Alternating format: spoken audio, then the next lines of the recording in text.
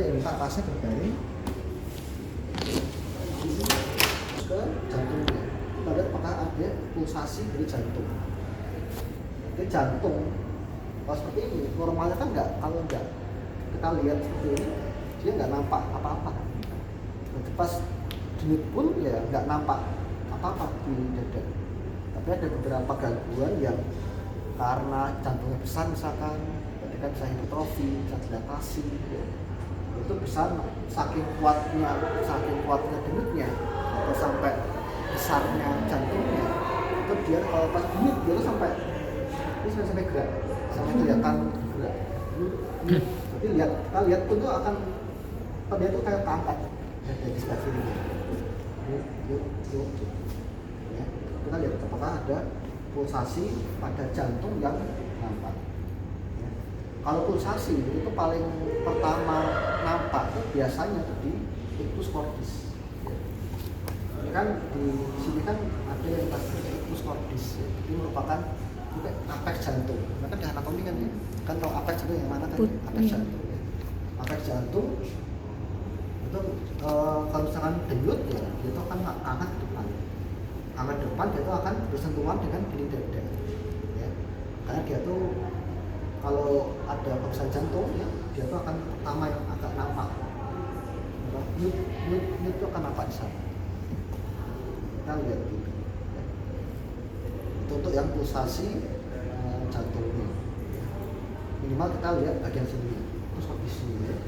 Jadi pada bagian ictus cordis tidak nampak adanya pulsasi, tidak nampak kita inspeksi. Itu inspeksi, itu ya. Jadi inspeksi satu lihat dada secara keseluruhan, kedua lihat pulsasi jantungnya. Ya, kita lihat di bagian ictusnya ini dulu. Ya. Ada nggak gerakan penonjolan yang disebabkan oleh gerakan jantung? Letak normalnya kan dia di sini, ya. Pada SIC kelima, itu slide kelima. Slide empat, lima. Bisa kita hitung kalau mungkin dia udah ya. Kita 1, ini 2, ini 3, ini 4, ini 5. 5, kemudian di sini kan ada klavikula kan? Iya. Ya, berarti kita bagi dulu klavikulanya di sini. Lalu kita tarik dari si marginal, seret. Ya. Jadi dia itu kira-kira di sini. Berarti dia itu di setingginya itu di slide kali. Kemudian lokasinya itu biasanya itu di bagian lateral dari linea mid clavicularis sinistra. Ya, ini kan linianya kan. Jadi dia pada sini. Di sini biasanya. Kalau pada laki-laki ya kita klimaksnya cepat ya dari papila mamu. Kita tempel bagian sini. Tapi kalau pada wanita ya terus kita hitung ya karena kan akan berbeda karena adanya mamunya. Ini di sini kira-kira kita lihat bagian sini untuk inspeksi ya dan untuk lihat apakah ada pulsasi dari ictus cordisnya. Tapi ya pada dada ya bentuk dada normal ya, tidak ada skat, tidak ada unitas ya, simetris ya, tidak ada penonjolan yang abnormal ya, kemudian tidak ada pulsasi jantung yang nampak. Tidak ada pulsasi. Karena masih akan normal. Karena nanti kan ini kan kalian masih belajar yang normal dulu ya. Jadi belum akan ada gangguan. Nanti semester 4. Kemudian nomor ini ada yang mau tanya untuk yang sama. Tadi kan kita sudah punya bayangan kan di manakah lokasi ictus cordisnya di sini kira-kira ya. Jadi kan misalkan kita lihat bagian sini, oh ternyata tidak ada pulsasi. Apakah normal ya? Belum tentu. Makanya kita pastikan dengan palpasi. Ya, kita palpasi bagian ictus cordisnya. Ya. Dan untuk palpasi pertama kita pakai ini dulu, ya, telapak tangan dulu. Kita tempelkan di bagian sini dulu. Ya. Karena kan kita belum tahu itu saya apakah di sini, apakah di sini, apakah di sini, kita nggak tahu kan. Makanya kita palpasi bagian dada sebelah kiri secara general. Kita tempelkan sini dulu, ya. Kita rasakan apakah ada denyutan ya atau ketukan itu yang ada di dada sebelah sini. Kalau misalkan nggak ada ya berarti coba kita geser ke sini, ya, atau lebih ke sini. kita cari. Kalau misalkan sudah ada rasa kedenyutan ya, baru kita lokalisasi. Misalkan ya, kita tempel ke sini. Kemudian ternyata di sini ada rasa kedenyutan. Kemudian dengan dua jari kita raba di bagian yang tadi terasa denyutannya. Kita raba saja. Kita coba lokalisasi. Oh, di sini ternyata. Kan bisa kita nilai ya, apakah dia reguler, apakah dia irreguler, ketukannya gimana, apakah kuat, apakah lemah.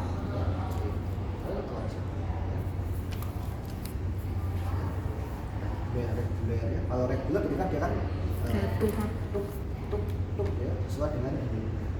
Kalau reguler itu kan dia tuk hilang tuk oke ya, nggak teratur lah ya. Kalau kekuatannya ya paling itu di kira-kira ya, apakah dia makan ya, nanti lemah. Kalau kuat ya berarti itu gampang banget ya. Tempel gini kita udah terasa bukan ya. Kemudian setelah itu kita kemudian sebagai tambahan ya, kadangkala misalkan pada orang normal tapi mungkin karena dia gemuk ya kan banyak lemaknya kan ya, itu kalau posisi seperti ini itu kadang susah. Berarti kita bantu dengan posisi left lateral cubitus. Berarti kalau misalkan kita coba seperti ini, nggak rasa sama sekali, kita coba ke sana nggak ada, sini nggak ada, sini juga nggak ada semua. Nanti kita coba ubah posisi pasiennya. Kita minta pasiennya untuk miring ke arah kiri. Kalau dengan miring ke arah kiri, itu apex itu akan lebih dekat dengan dinding dada. Jadi kita memberikan ke arah kiri supaya apexnya itu dekat dengan dinding dada, supaya ketukannya kan lebih mudah dirasakan. Jadi kita minta pasiennya miring ke arah kiri sana, sama oleh kita rasakan itu ya, di mana ya, harusnya akan lebih terasa. Kalau sudah terasa gini ya, kita kemudian kita lokalisasi, kita nilai kan ya, kita sudah selesai, kita kembalikan ke posisi semula untuk yang palpasi dari ictus cordis. Kemudian ada yang 13 ya, palpasi hip dan trills ya. Ini dua yang berbeda ya. Hip itu kan terangkat denyutan dari jantung yang dia itu sangat keras sehingga itu dia tuh akan mengangkat dinding dada ya. Berarti kalau trills itu tuh getaran yang kuat sehingga tidak hanya pakai ini terdengar, tapi kita rasakan pun itu akan ada getarannya. Itu trills. Kalau hips, kalau positif ya, kita tempelkan ke sini, itu tangan itu akan ikut gerak, mengikuti kontraksi jantung ini. Itu bisa gerak gini. Ya, itu adalah hip. Normalnya tentu nggak ada ya. Itu normal nggak ada. Tapi minimal kita harus tahu, kita periksa ya. Jadi kan mereka kalian tahu apa yang mau diperiksa. Untuk palpasi hip ya, itu kan bisa kita tempelkan di sini ya. Di sini bisa. Kita tempelkan di sini ya. Lalu apakah ada gerakannya? Naik, turun, ada ya. Ini juga bisa. Oh, yang penting kalau trail berarti kita memakainya di bagian sini aja. Berarti kita kayak seperti ini. Kita agak sedikit menekan. Ya, menekan pasien, pasien. Kita rasakan. Ada getarannya. Dia memang agak harus tekan. Kita seperti ini, lalu kita tekan seperti ini. Ya. Kalau misalkan kok nggak terasa ya, jadi kita bisa minta pasiennya untuk ambil napas, kemudian dia hembuskan maksimal supaya kan untuk mengempiskan paru-parunya. Itu dengan itu kan lebih bisa terapi ya. Jadi gitu ya. Berarti satu adalah ictus cordis ya, kita rasakan di sini ya. Kemudian apakah tidak ada denyutnya? Kalau ada berarti kita lokalisasi, kita nilai ya, pakai dua jari begini ya, kita tempelkan ke sini. Apakah ada bentuk ketukannya, kita nilai yang reguler, kemudian kekuatannya, ya, kuat atau lemah. Kemudian kita cek untuk yang if-nya, ya. Jadi kita tempelkan sini aja, jadi semua tangan kita tempelkan sini. Maka, ya, apakah tangan kita itu ikut kakat atau enggak? Ya. Kemudian setelah itu kita cek yang trills-nya, ya. Jadi kita bisa minta pasien untuk Pak ambil napas Pak ya, napas panjang, kemudian hembuskan penuh Pak ya, lalu tahan. Lalu kita tempelkan tangan kita di sini, agak tekan. Jangan lama-lama ya, saya kan pasti kan ada napas ya, kita rasakan ya. Ini juga kadang-kadang juga ada di sini. Pokoknya itu tidak ada tekanan apa ya. Meskipun di videonya itu kan yang ditempelkan mana kan, itu kan cuma guideline. Ya, tapi tidak ada ketentuan khusus berarti memang cuma harus sampai di sana. Kan cuma guideline. Jadi yang penting kalian mau periksa apa, kalian tempelkan di dada pasien. Sebelah kiri bisa, sebelah sini bisa, ini juga bisa, ya. Kita tempelkan aja. Ya jangan cuma segitu aja. Kalau ini nggak periksa, takutnya malah ternyata dia gede itu sebelah kanan misalkan kan berarti nggak terperiksa. Kemudian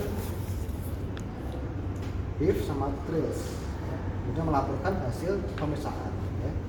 Kalau melaporkannya ya, berarti kita lakukan iktoskopusnya, ya. Kita ini peraba iktoskopis di mana, jangan lupa lokasinya, ya, karena itu penting.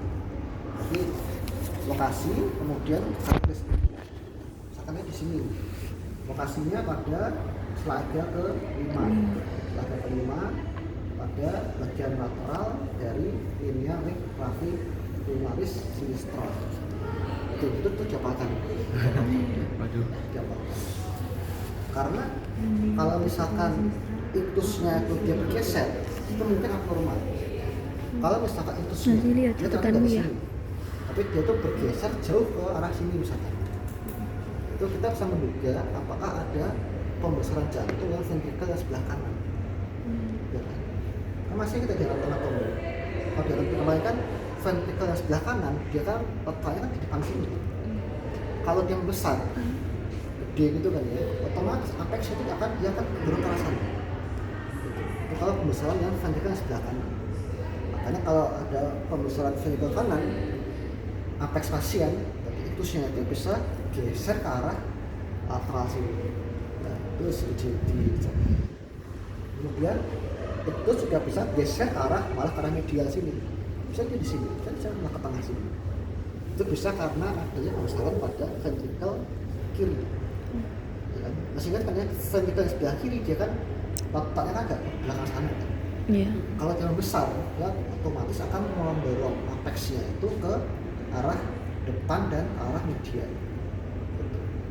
Makanya kalau ada pembesaran ventrikel sebelah kiri, itu IC-nya itu bisa geser ke arah sini dan akan nampak, akan kelihatan. Karena dia itu akan lebih dekat dengan dinding dada. Jadi bisa kelihatan atau arah baru itu akan kuat, dinding akan kuat. Mungkin geser ke arah medial. Itu kalau ada gangguannya. Kalau normal apa yang dia di daerah sini.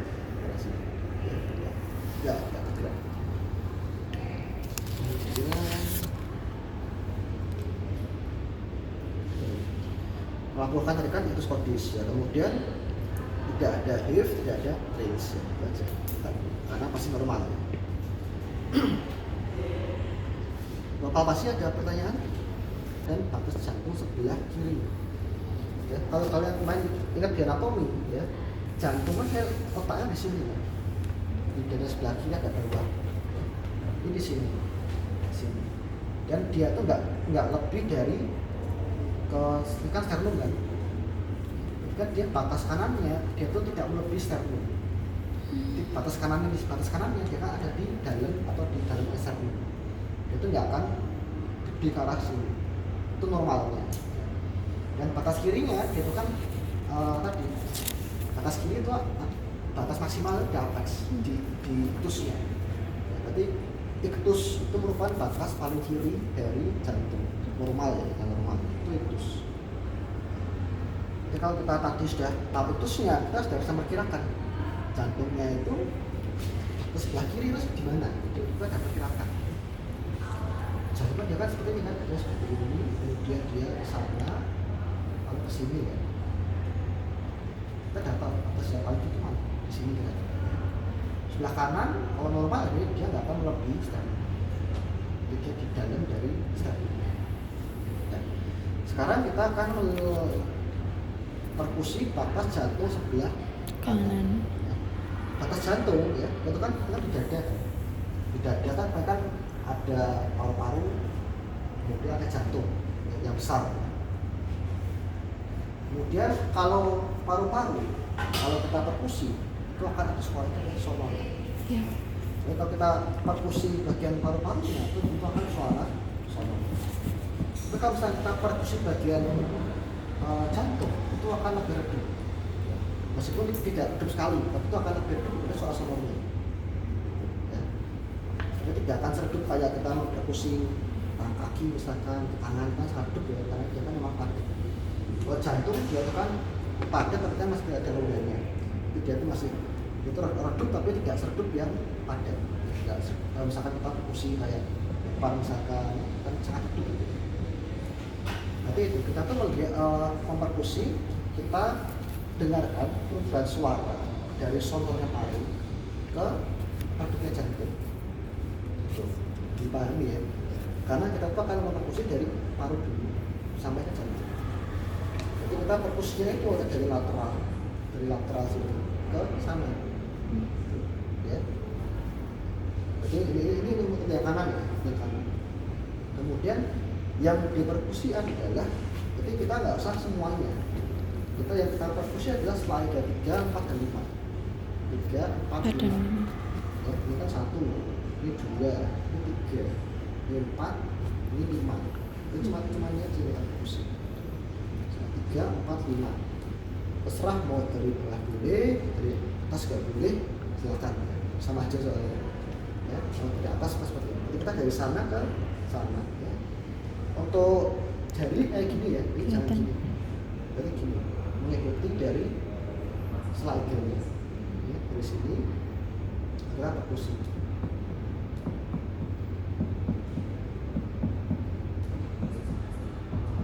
Normalnya kalau yang batas ini sebelah kanan itu nggak akan ada perubahan suara, karena batas jantung kanan kan dia kan ada dalam segmen, itu dia nggak akan ada di sini, nggak ada.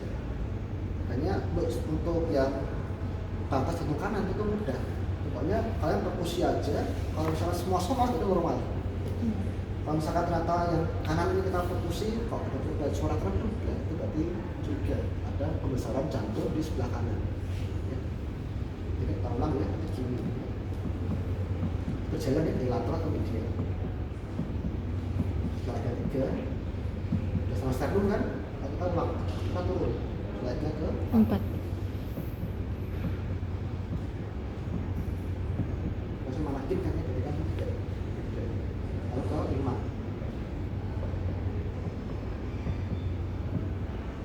Normalnya tidak akan ada perubahan suara. Gitu ya. Lateral karena dia mau atas boleh, bawah boleh silakan. Setelah 3, 4, dan 5. Normalnya di sebelah kanan tidak ada perubahan suara kerap. Ya, normal.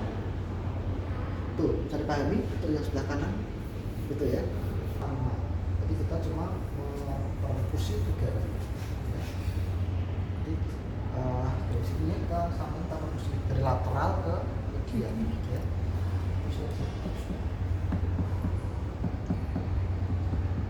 Bukan suara kan? Kalau yang satu itu tergantung sih, dia bisa ada bisa enggak. Tapi intinya jangan sampai melebihi dari separuh terkulanya itu. Ya, jangan lebih dari ini atau terkulanya. Kalau yang lebih ya coba besar. Ya, ini 3. Oh nggak ada, ya nggak apa-apa. Ternyata ke bawah. Ya. Selain yang 4 ya. Kalau yang 4 ini ya biasanya sudah jangan beda kan. Biasanya dia tuh di daerah ininya manipulasi biasanya. Jadi kita di bagian kita harus waspada. kan berwarna perubahan suaranya. Oh ternyata ada di sini, gitu kan? Bisa kita tandai, bagusnya kita tandai sih kayak akar atau apa yang pasien kita karena pas ujian kan nggak mungkin kita tandain kan ya kan nanti jadi kenapa pasnya itu ya. Ya ini kalian tahu sih. Kalau misalkan ini pasien ya boleh kita tandain, mereka tahu sih gimana kan jantungnya seperti apa. Ya. Yang slide keempat, kemudian slide kelima. Nah sini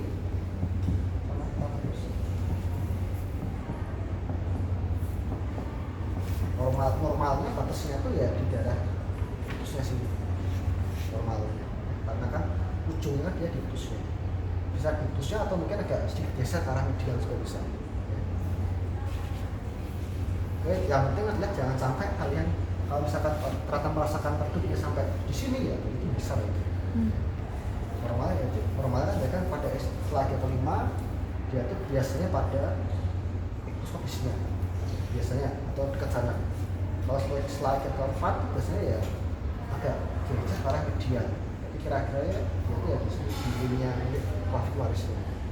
Kalau di slide yang ketiga dia akan lebih ke medial lagi. Ya, mungkin bisa aja 2 cm dari linia clavicularisnya bisa. Itu sampai itu ya. Ada pertanyaan? Kita jantung sebelah kanan normal dan sebelah kiri juga normal. Itu aja. Diafragma, kemudian auskultasi dengan bel. Jadi kita makanya ya dua-duanya. Karena suara-suara para murmur itu kadang tuh lebih terdengar dengan diafragma. Beda sih, ada yang lebih jenis diafragma juga bisa jalan dengan belnya. Tergantung frekuensinya, karena murmur kan dia kan ada yang keras tinggi frekuensinya, ada yang rendah frekuensinya. Kan tetap kita harus cek pakai keduanya ya di 4 area auskultasi ya. Sekarang kita harus menentukan di manakah 4 area auskultasi yang utama ya. Satu kan area auskultasi itu kan dia kan kita itu mau mendengarkan suara dari katupnya ya kan. Kan suara jantung 1, suara jantung 2 itu kan suara dia menutupnya katup ya. Katup dia nutup plek ya itu jadi dek, dia bukan buka, dia menutupnya dek ya. Ada S1, ada S2 ya, suara jantung 1, suara jantung 2. Kalau suara jantung 1 itu kan pas sistol kan, jadi sistol kemudian akan menutupnya katup yang apa, yang aorta dan juga yang pulmoner. S2 ya kan menutupnya ya sama kemudian areanya ini kan area karena ada 4 katup kan ya, berarti akan ada 4 buah area auskultasi. Ada area mitral, area split, area pulmonal sama area aorta. Ya, yang pertama aja di sini ya, di sini ya, yaitu pada slide kedua, slide kedua ini 1 yang 2 ini slide kedua ya. Slide kedua di sebelah kanan dari sternum, tapi mepet sternum ya. Ini sering kita sebut dengan parasternal karena dia kan tepat di sebelah sternum, tepi sternum ya. Di sini ya, ini kan sternum, ini slide yang paling mepet sama sternum. Di sini adalah area yang aorta. Ini aorta. Ini area aorta. Karena kan kalau kita lihat anatomi kan di aorta kan dia kan lebih arah ke lateral. Dan aorta dia ke sini dan lebih arah sana. Ini area aorta. Jadi kita satu area aorta. Di sini. Jadi kita kalau nempelkan ya di daerah sini. Kemudian yang sebelahnya lagi di sini, ini area pulmonal, ya, dia ketinggian, ini sama ketinggiannya, slide kedua, ya. Slide kedua, slide kedua juga sama ya, ini parasternal, gampang kan, ini sebelah kanan, sebelah kiri, sebelah kiri. Nanti ya, ini area untuk pulmonal, kita lebih jelas untuk mendengarkan katup pulmonar. Nah, itu kita tuh nempelkan itu skop di mana aja itu akan terdengar bunyi satu bunyi itu akan terdengar. Tapi terkenal ya, tempelkan di sini itu akan lebih keras untuk yang katup aortanya. Kalau kita tempelkan di sini itu akan lebih keras tuh ya katup yang pulmonar. Ya. Kemudian kita ke area tricuspid. Untuk area tricuspid ya, dia itu agak luas ya, jadi di sini biasanya di sini. Jadi dia itu agak luas ya. Dia itu tapi biasanya kita tempelkan di sini. Selain dia ke 5 pada parasternal sebelah kiri. Sini. Nah, sternum kan sebagai 2, 3, 4, 5 ini di sini. Tempelkan ke sini. Ya. Di 5 bisa, 4 pun juga bisa ya. Karena kan dia luas areanya. Itu biasanya kan aku nempelkan di 5 ya, biar gampang. Ini itu area ya tricuspid ya, untuk lebih jelas mendengarkan katup yang dari cuspid. Kemudian terakhir adalah area keempat, area mitral. Area mitral kita tempelkan pada tadi apex jantung tadi ya, area apex jantung. Tempel sini aja ya. Pada slide yang kelima sebelah lateral dari linea navicularis sinistra. Sini. Ya. Ini untuk lebih jelas mendengarkan katup yang mitralnya. Ya. Jadi diingat ya, sini katup apa? Aorta, Ya, yang ini katup apa? pulmonal, Kemudian di sini ada 5 di sini. tricuspid, Ya, yang sana mitral. 1, 2, 3, 4 itu dihafalkan 4 area auskultasi. Nah, sekarang kita periksa, kita pasang stetoskopnya ya. Kita mau pakai mana dulu boleh ya, mau pakai diafragma dulu boleh, pakai bel itu juga boleh. Kalau di video kan dia makanya kan yang bel dulu kan ya, itu nggak pas. Kalau aku biasanya pakai yang diafragma dulu sih, ya, kalau kebiasaan. Berarti kita biasanya ya dari atas boleh, dari bawah juga boleh. Ya. Jadi nggak ada patokan yang pasti ya. Yang penting urutan, yang penting adalah urutan saja. Kalau dari atas ya paling ya sini, bawah, terus sana. Kalau dari bawah ya urutan dari sini, ke sini, lalu ke atas, kemudian ke sini. Penting urutan aja, karena urutan biar lebih mudah. Jadi kan kayak bentuk S kan ya.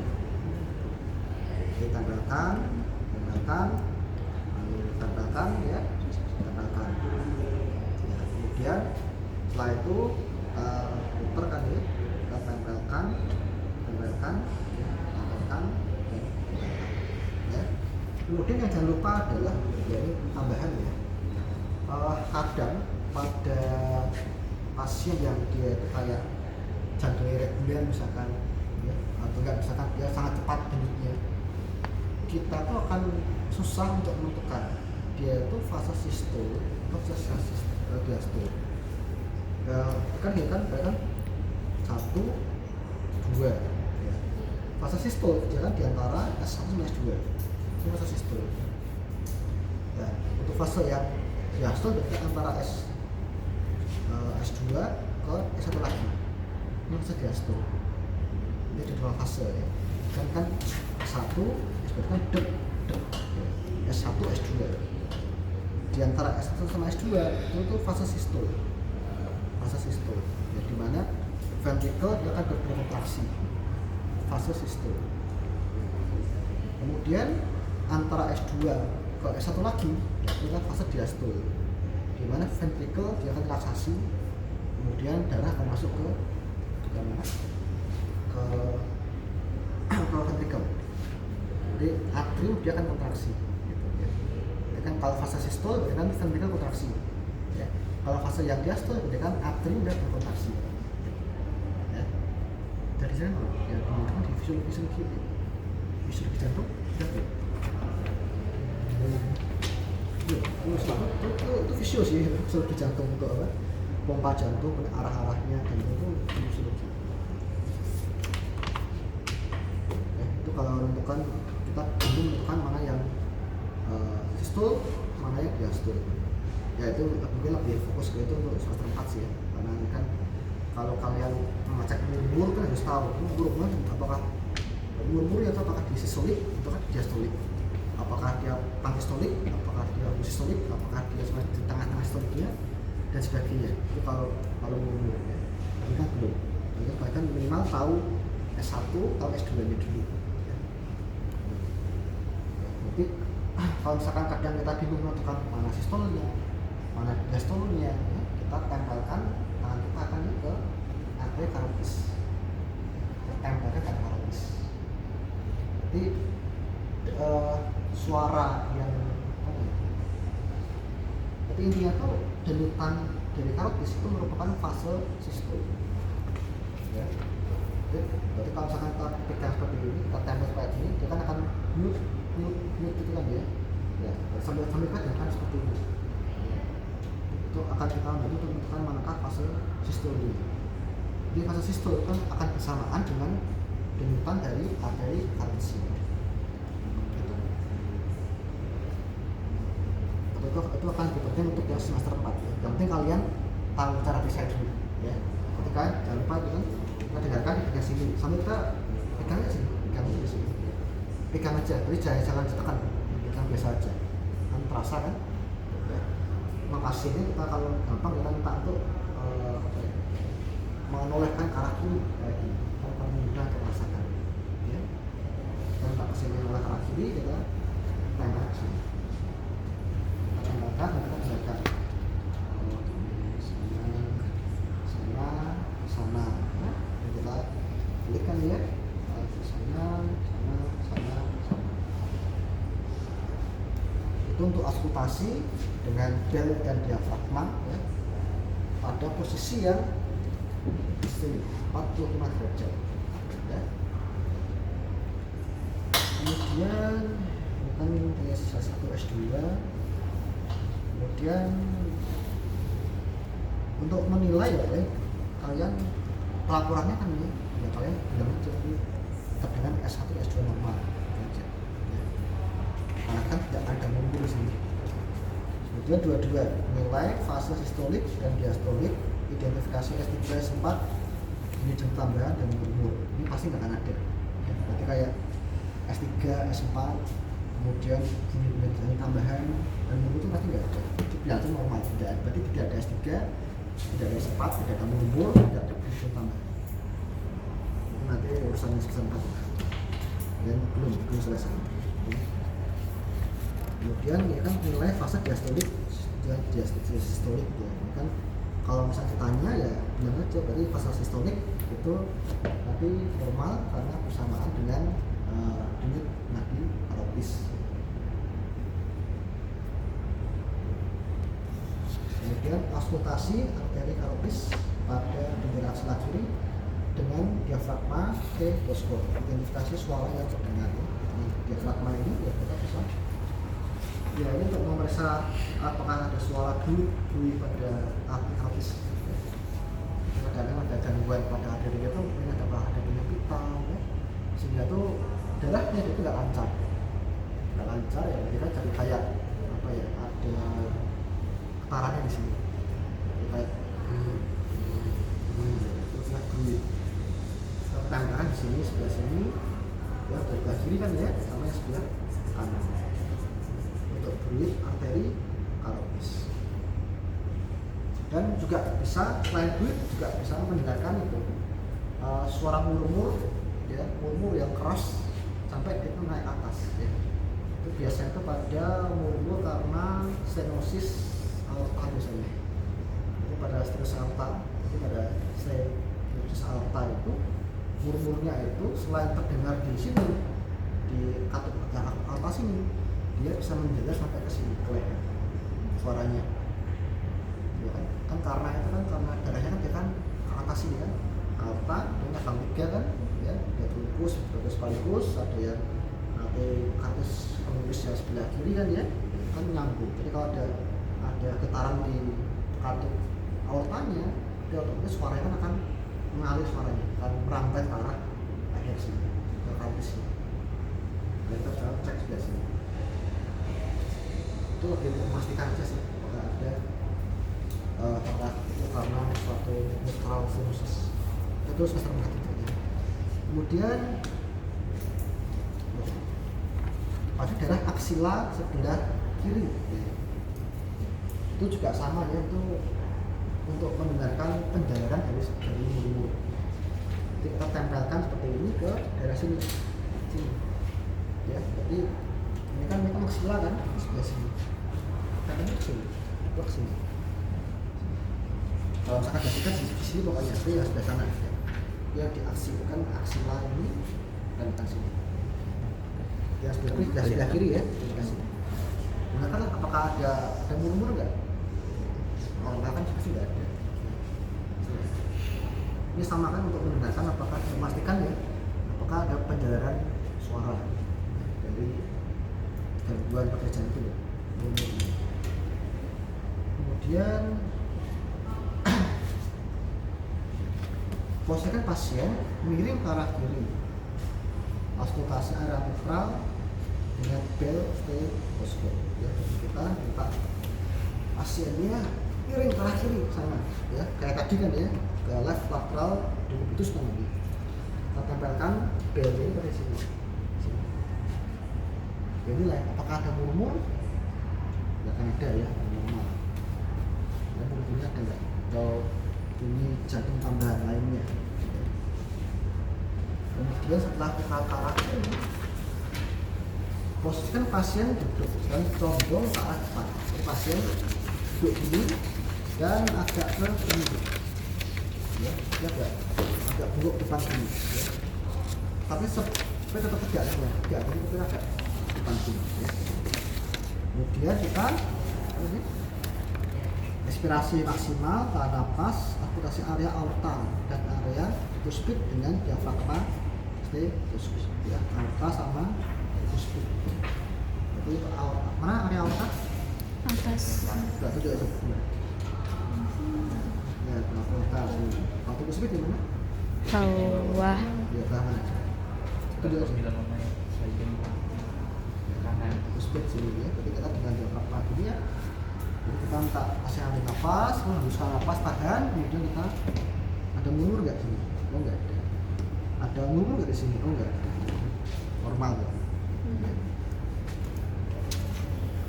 Kemudian melakukan hasil pemeriksaan auskultasi ekodium yang normal. Ya. Jadi kan kalau ini kan berarti pada pemeriksaan ekodium pada berbagai area auskultasi terdengar jantung 1 dan 2 normal, tidak ada murmur, tidak ada fungsi tambahan, tidak ada S3, tidak ada S4.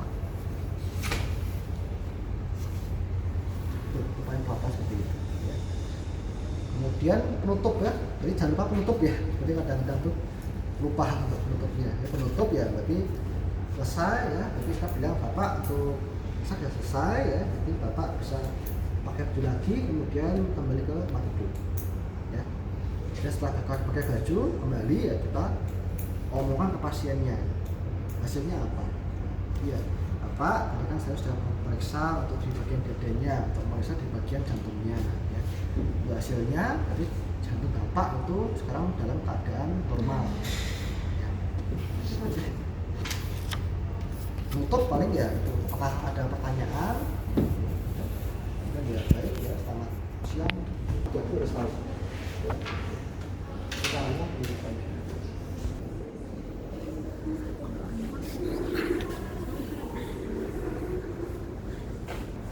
Buka channel pribadi. Oke, sekarang berbaring.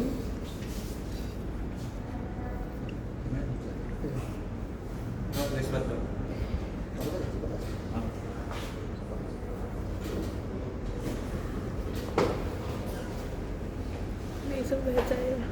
Bisa. Kita